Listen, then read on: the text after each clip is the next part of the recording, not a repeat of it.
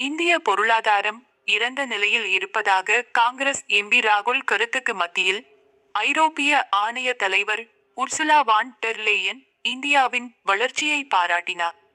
தாய்நாட்டை அந்நிய மண்ணில் குறைத்து பேசுவதை வழக்கமாக ராகுல் கொண்டுள்ளார். அவர் அண்மை காலமாக இந்திய பொருளாதாரம் குறித்து கருத்து தெரிவித்து வருகிறார்.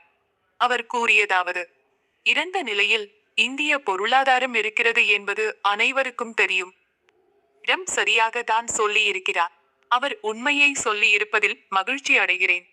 ஒரு இறந்த பொருளாதாரம் என்றால் வேறு என்ன? இது உங்களுக்கு தெரியாதா?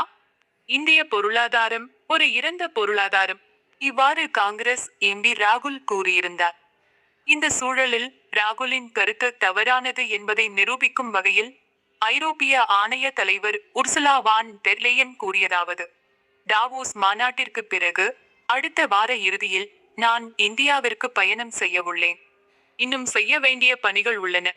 ஆனால் நாங்கள் ஒரு வரலாற்று சிறப்புமிக்க வர்த்தக ஒப்பந்தம் மேற்கொள்ள இறுதிக்கட்டத்தில் இருக்கிறோம்.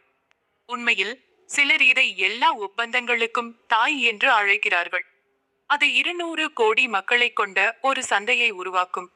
இது உலக மொத்த உள்நாட்டு உற்பத்தியில் கிட்டத்தட்ட கால் பங்கை கொண்டிருக்கும்.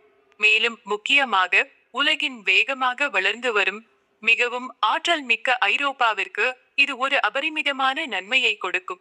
இவ்வாறு அவர் கூறினார். ராகுல் இந்திய பொருளாதாரம் குறித்து குறைத்து மதிப்பிட்டு கருத்து தெரிவித்த இருந்த நிலையில், இந்திய பொருளாதார வளர்ச்சியை ஐரோப்பிய ஆணைய தலைவர் உர்சுலா வான் டெர் லேயன் பாராட்டியிருப்பது முக்கியத்துவம் வாய்ந்ததாக மாறியிருக்கிறது. ராகுல் இந்திய பொருளாதாரம் இறந்தது என கூறிய போதே நெட்டிசன்கள் காட்டமாக கண்டித்து பதிலடி கொடுக்கும் வகையில் கமெண்ட் செய்தனர். பொருளாதார நிபுணர்கள் மத்தியிலும் ராகுலின் கருத்து எதிர்ப்பை பெற்றிருந்தது குறிப்பிடத்தக்கது.